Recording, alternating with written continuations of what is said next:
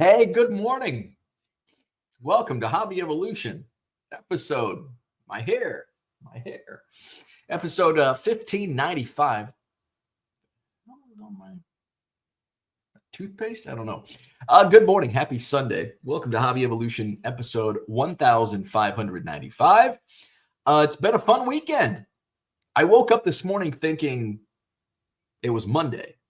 Because I was out at my whole schedule is a little out of whack because I went back to Annawan, my hometown, for homecoming on Friday. Usually when I'm back home, it's Saturday and I come home on Sunday, and I do a live on Sunday night. And I was gone Friday night, came home Saturday, did a live Saturday night, woke up this morning. It's Monday. No, it's Sunday. Football's on today. But I think the Bears are on bye this week, right? I think the Bears might be on a bye this week. It's good. I need to watch some football to clean the taste out of that baseball game out of my mouth. What a shitty game for the Cubs. Ugh. I was driving home. I had the game on the radio. I took the scenic route home. Went up through Sterling and Freeport, New Glarus, Monroe, that route, and I can tell you exactly where I was at. I was coming around the bend near Orangeville, Illinois, on the highway, and Michael Bush leads off the game with a freaking home run. Booyah! I go, yes! And that was the only highlight of the game. And then the wheels came off, and the Cubs pitchers. Now, a small victory. I don't think, in my opinion, Craig Counsell should not have started Matthew Boyd yesterday. And then it was just, and it didn't get any better with Mike Soroka coming in, but the damage was already done at that point. Down 9-1. It ended up being, I think, 9-3 was the final score. The good thing was Aaron Savale came in and pitched like 4 1/3 innings. And the Cubs only used 3 relievers in that beatdown. I mean, they're down 9-1 in the second inning. It's like, fuck. They're going to use every reliever, and they're going to be backs against the wall as far as their pitchers. But Aaron Savale was the MVP for the Cubs in that game. We just got to get through this game. It's going to be a loss. Just get through the game without having to use too many pitchers. I mean, that's the name of the game in the playoffs. So fortunately that happened. They only used Soroka, Savale, and Ben Brown were the only relievers used. So that's good. And those are like the bottom of the relievers. Savale didn't even pitch in the wild card round. Ben Brown wasn't even on the wild card roster. So, in that part, now it's, you get ready, you have today off, you get prepared for game 2 tomorrow, and hopefully tie the series going to Wrigley. So, good stuff. Well, not good stuff, but moving forward, we're looking ahead. We're looking ahead to game 2 now. What else is going on? So I went back to my hometown on Friday. It was homecoming, Annawan High School homecoming, and we talked about this on Friday. The Annawan Wethersfield Titans. There are like projections, Massey ratings, predicted the final score to be, I think, 41-14, and I'm like, no. I'm like, that it's not going to be. It's going to be a close game. I said it was going to be a low-scoring game. It'd probably end up being in the 40s. Like, I think my prediction was like 21-14 or something like that. So really in the 30s, I guess. But it ended up being, in 41-14 is, how many points is that? That's 55. That's exactly how many points were scored. But they had the over under at 57.5. So the under hit, 55 total points scored. It was 48-7. 48-7 was the final score. So the predicted score total was spot on, 55 points.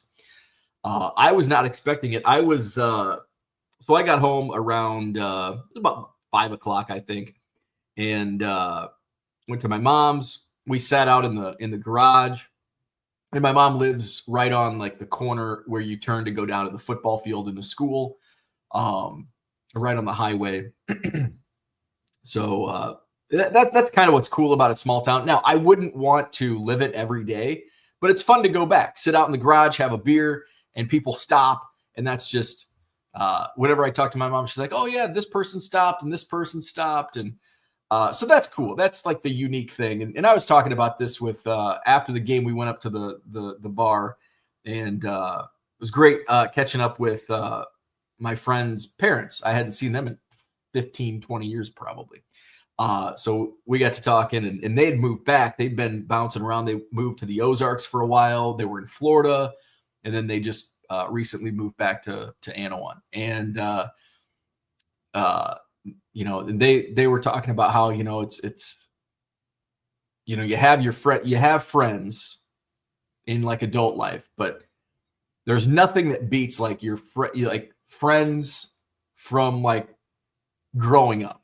And they're with you through thick and thin. It's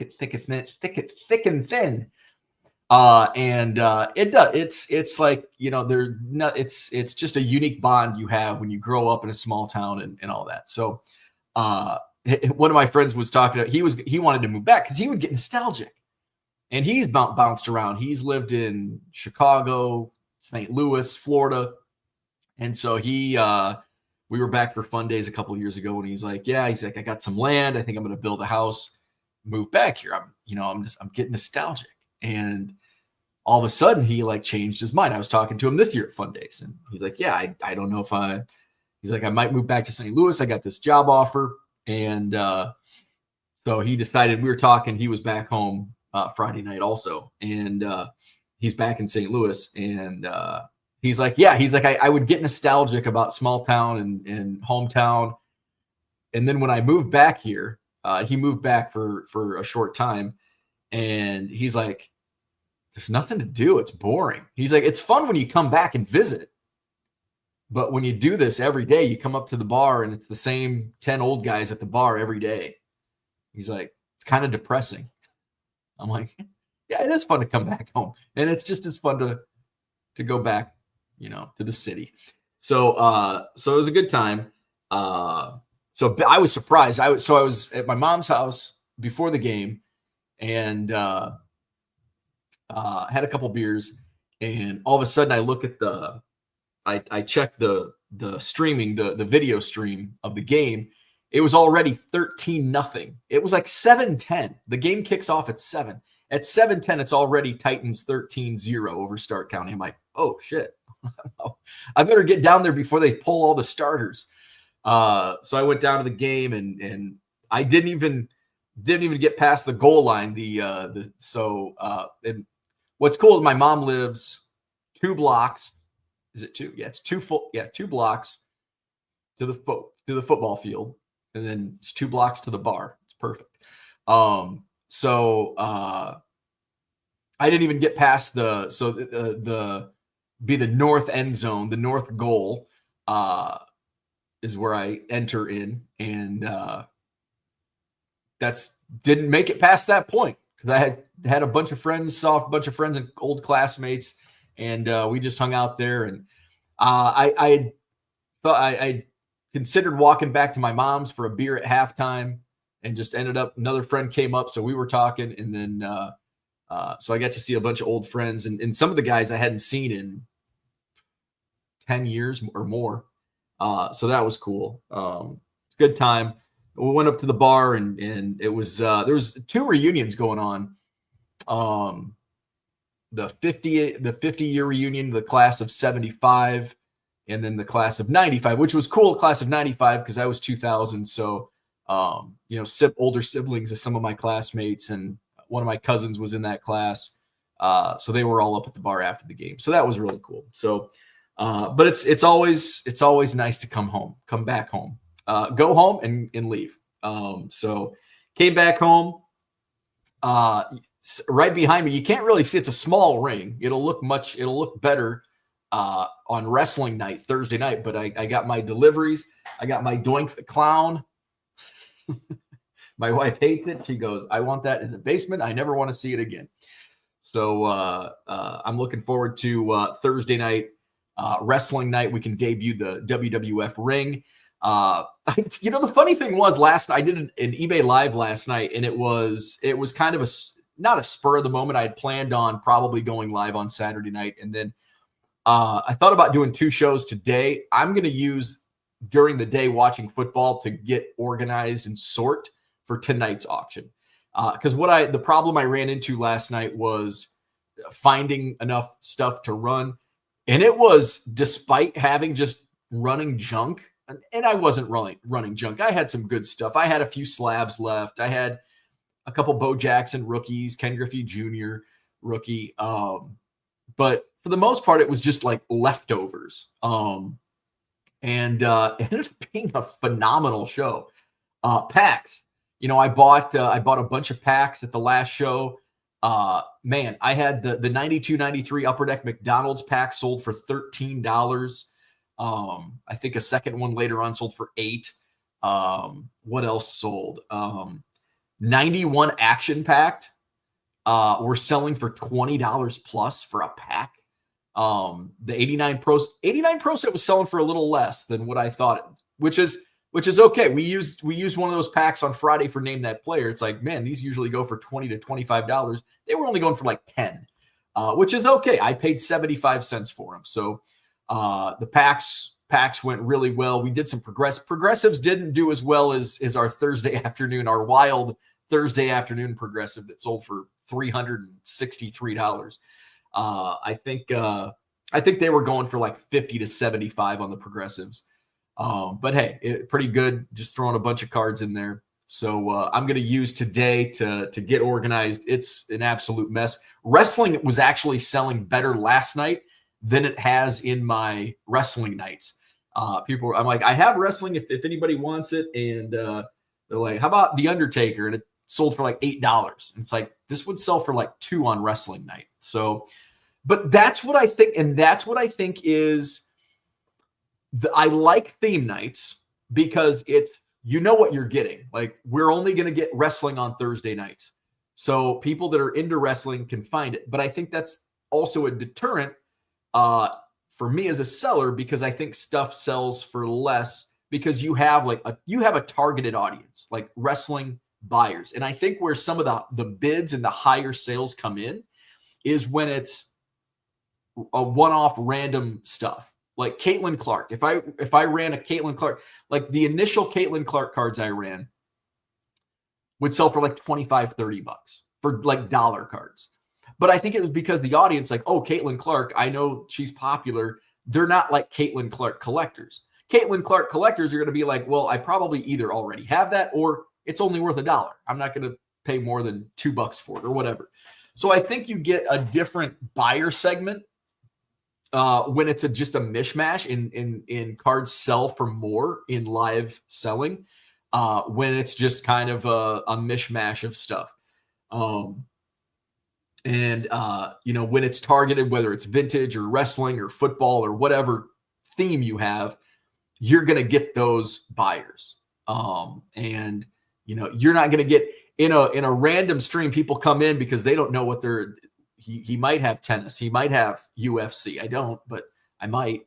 And they come in like, hey, do you have it? Like, yeah, I got this. And then all of a sudden somebody else is like, oh, I want that. But they wouldn't, that person wouldn't have come into say I have a Messi card, Joe Schmo, who's just coming in for random stuff and knows that I've got football and baseball. He's not going to come into a soccer stream. But he may know Messi and he's like, oh, I want a Messi card. And it's just random. And I think that's when sales go a little higher. And it's the weekend. Weekends are always crazy. I never thought, and I was talking to one of the high-ranking collectibles execs at the National during our eBay Live party. And we had a great conversation. And I was passing along the information about Saturday nights have been crazy. And he's like, why do you think that? And I said, well, I think alcohol is involved on the buyer's side. And he's like, this is really interesting. That goes completely against all of the data for auctions. And I'm like, have you looked into the eBay Live numbers? and looked at what Saturday nights, for example, that's what we're talking about, bring. He's like, no, I haven't, but I'm going to. And I'd be curious. I don't know if they can share those numbers, but I would be curious to see what if there's data, if there's actual data to back it up, or if it's just for me anecdotal. But my weekends by far, it's almost like I should just quit selling Monday through Wednesday and focus on Thursday through Sunday because that's where all of the higher dollar. In fact, I'll probably do that to an extent where Monday, Tuesday, Wednesday are going to be just lots, small lots, or junk wax, stuff that I have a bunch of, or stuff that's like, this is a dollar card if it sells, but I'm not going to run slabs on a Monday night, a Tuesday night, whatever. So that's kind of.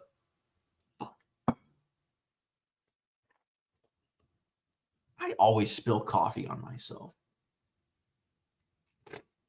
So it was a good show. It was a really good show last night. Had fun. I've got a freaking mess in here. I think I sold one of my first buys. I sold a box. Sold a box of 84 Donruss baseball champions. I think that went for like 50 or $60. I was pretty happy with that. I think I have a few more of those. So maybe I'll run if I can find them tonight. I'll run them. Let's go say hello to the chat. Probably going to be a short show this morning. We got a light audience in the room. Only 10 people. Jody's in the house. Good morning. Boston Smoke is here. Good morning. Donald Davis, what's happening? Good morning. It's Spoon River Scenic Drive time. You know, in all the years, I lived in Macomb for how many years? 11 years, I think. I lived in Macomb. I think I only went on the Spoon River Drive once, maybe twice, out of 11 years. Chris says, did you sit in the stands or join the other coaches down at the chain link fence? So I was with the other coaches down the chain link fence. No chain link fence though. No chain link fence, just a rope. So I was down the rope in the end zone. We did a little sideline coaching, a little stand coaching. But I mean, when your team wins 48, there's not much like they were doing everything right. They don't need opinions from the peanut gallery. Chris says Doink is buried in Portland Metro. The cemetery is just off the freeway I drove on yesterday. Yeah, Matt Bourne was the original Doink the Clown. Great wrestler from the Northwest Territory. Matt Bourne, he was amazing in that role. Like he was born to be Doink the Clown. Piper is also buried just outside of Portland. Gem City's in the house. Good morning. He says drinking and cards, a perfect combo. For sellers, absolutely. Not for buyers. Don't drink and bid. So yeah, I'm excited. Since Gem City's in here, I'll give you a closer view.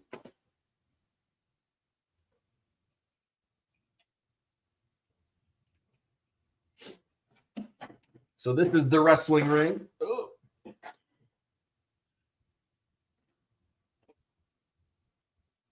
So this is like a launcher. Pew! You put the Hitman.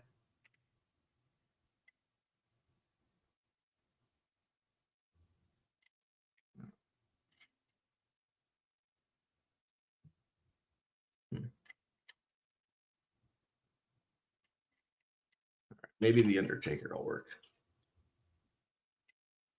That's better. So it's even got a bell.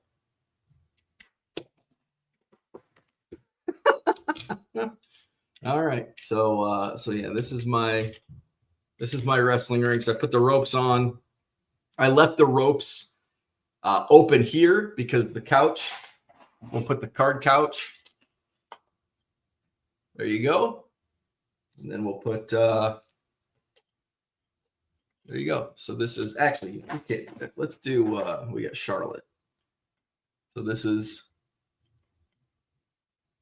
there. A little sneak peek of what wrestling night will look like. And then we'll have there you go. Little sneak peek at wrestling night. Thursday, 7 p.m. Central. Gem City says wrestling cards are the way. My short got over 1,200 views. Holy shit. Yeah, that's a good idea. Maybe I'll do a wrestling, like just a little short about my wrestling night on eBay Live. I need to find a way to get new buyers. And I've talked about this before. Like my repeat buyers is great numbers, but I worked in business of the biz dev in my previous job. I need to develop new business. 95% return is awesome, but I need new business too. 5% new business, not good.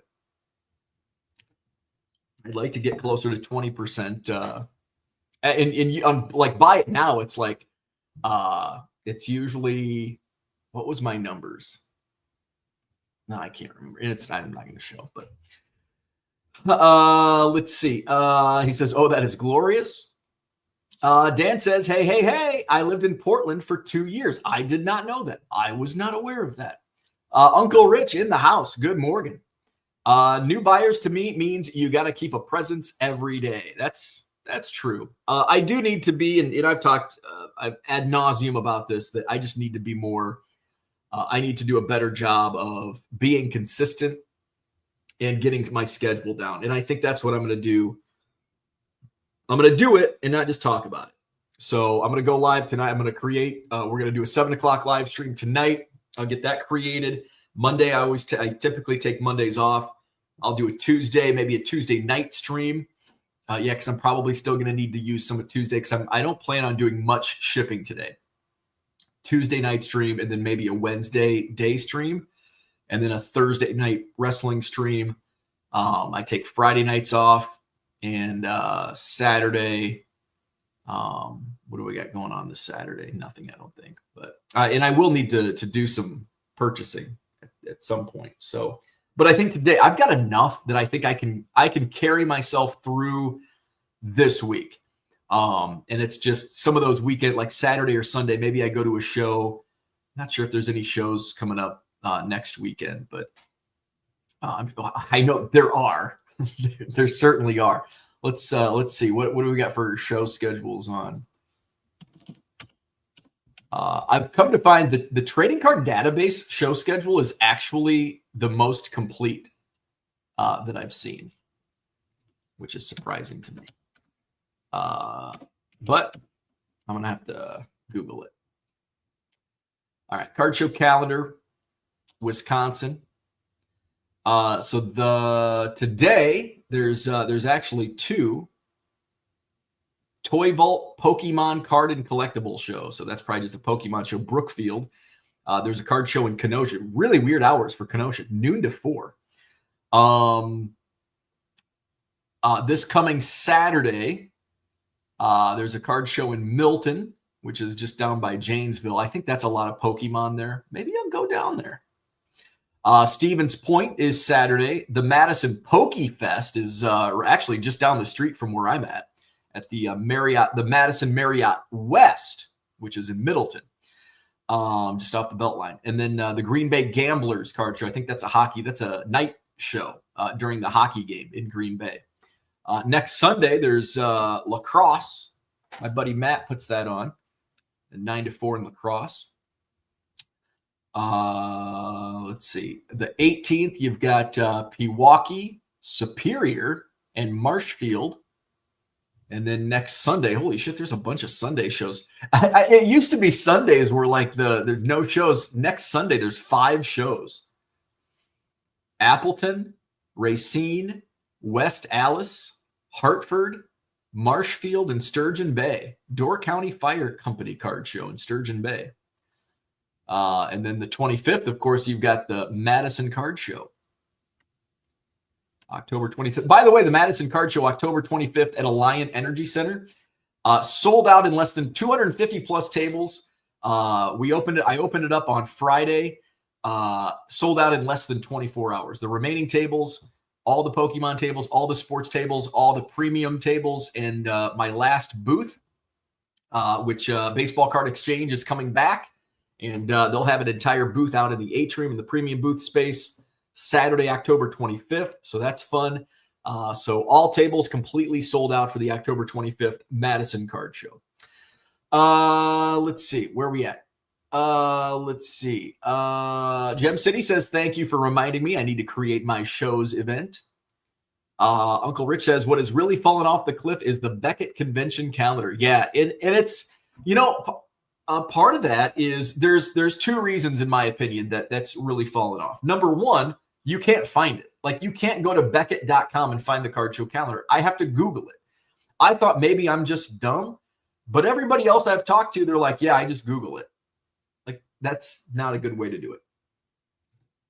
Number two, it only works half the time. I can only log new shows in half the time. And then I just forget, and fuck it. I'm not going to put it on the Beckett calendar. Gem City says Beckett grading needs to fill the cap. SGC being relegated has left, not CGC.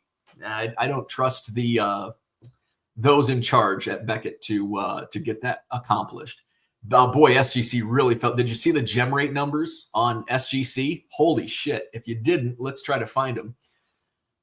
For the September grading numbers, my goodness, awful for SGC. Let's see.